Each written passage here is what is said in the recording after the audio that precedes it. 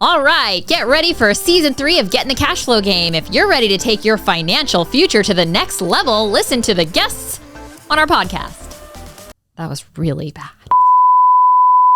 Hey, Krystle. Yes. Did you hear the good news? Share. Did you know why I'm sitting here filming you right now? Why else am I sitting here filming with you? I just wanted to say we're excited. Do you know why we're excited? You sound super excited. I mean, I am pumped because we're getting ready to start, can you believe it, our 3rd season of Get in the Cash Flow Game with Kay, and I figure I'd add this Kay. Thanks for including me. Yeah, we've almost done. We will have reached 200 episodes. Wow, that's a lot. So are you excited to start a new season and jump into it? I'm super excited to meet some other people besides you and talk to them this season on Get in the Cash Flow Game. So what do you think this season, like if you had some predictions as we're in this crazy real estate market, what do you think would be some of the highlights and things that we are going to be focusing on this coming season? Well, I would imagine we're going to be talking about the economy a little bit, maybe talking about interest rates, maybe talking about whether or not it's a good time to continue investing in real estate. That's probably a few of the topics.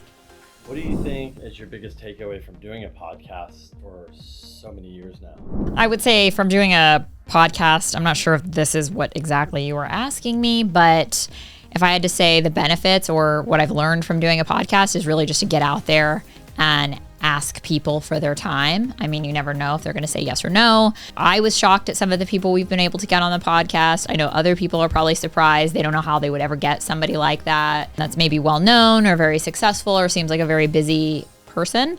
But a surprising number of people do actually say yes. So I have learned that asking for people's time, and it can often get you a yes. What do you think has been the biggest change in you personally from doing a podcast? Learn to talk more. I'm not really much of a talker, but apparently I've learned that I am. Kenny's giving me this little look right now. I don't think I'm a woman of many words, but I have learned to talk a little more.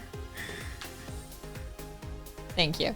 So this coming season 3, we're going to be launching it sometime in August. We don't know yet.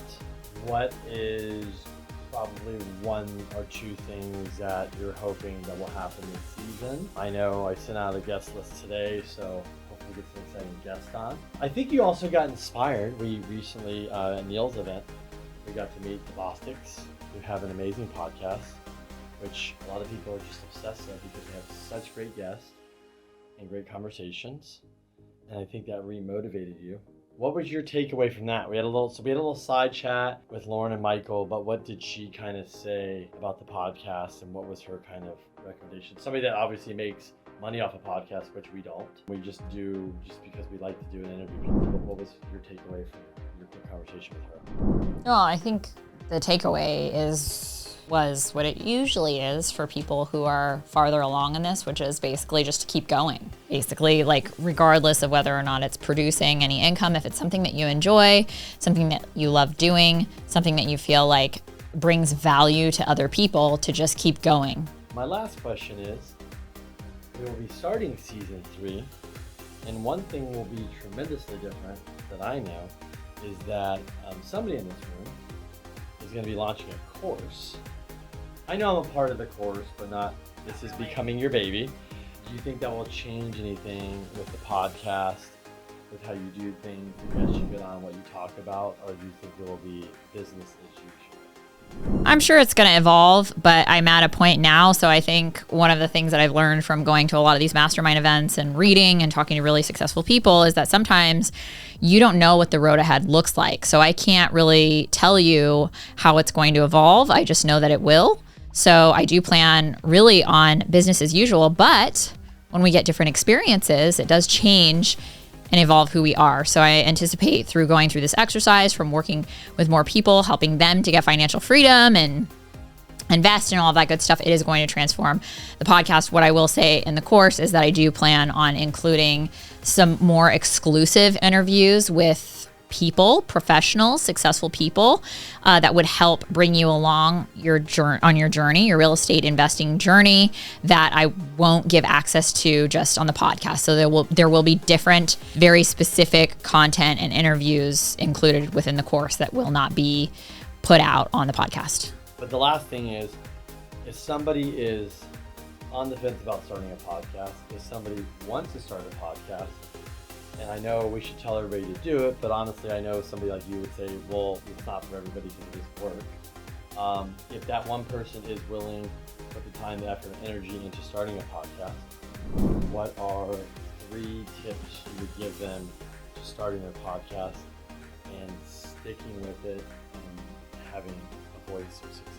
So 3 tips to success from a person who doesn't make any money doing their podcast. Let me give those to you. Step number 1 would be to not just record one podcast and release it. You definitely need to have like a cache, a toolbox of, let's call it, probably 10 podcasts before you launch your first one, because you want to make sure that you can stay consistent. So obviously number 2 would be to stay consistent, to release episodes at the same time, same day, every week, so that people can start to rely. Like people, if they really love your podcast, they want to listen to it when they're driving to work. They want to listen to it when they're getting ready for work in the morning, when they're cooking dinner, when they're cleaning the house, whatever they may be doing. But people like consistency and they like a routine. So just like that, your podcast needs to be the same way. And then tip number 3 is don't feel like, for example, I know there's a lot of podcasts out there where it's just the podcast host talking about things every week directly to their audience. And then there's podcasts where you have actual guests on.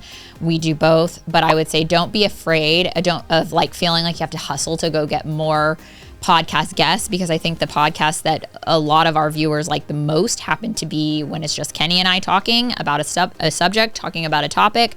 So people do like that kind of direct content too. You have your own genius, you have your own experiences and things that would be valuable to other people to learn from. So don't be afraid to do solo podcasts.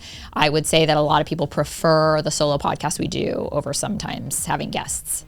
Now, bust this with your 20-second commercial that we're going to see, getting us excited and ready for season 3. Maybe some tidbits, nuggets. All right, get ready for season 3 of Get in the Cash Flow Game. If you're ready to take your financial future to the next level, listen to the guests on our podcast. That was really bad. So we're excited that season 3 is officially launching of Get in the Cash Flow Game with K&K. Expect a lot of the same things we've been providing for you over the last 3 years, I think, maybe more. Basically, we love to talk about investing in real estate, building wealth, taking control of your financial future, and making your money make money. So if you want to learn more about that, stay tuned for our first episode of season 3 dropping in August.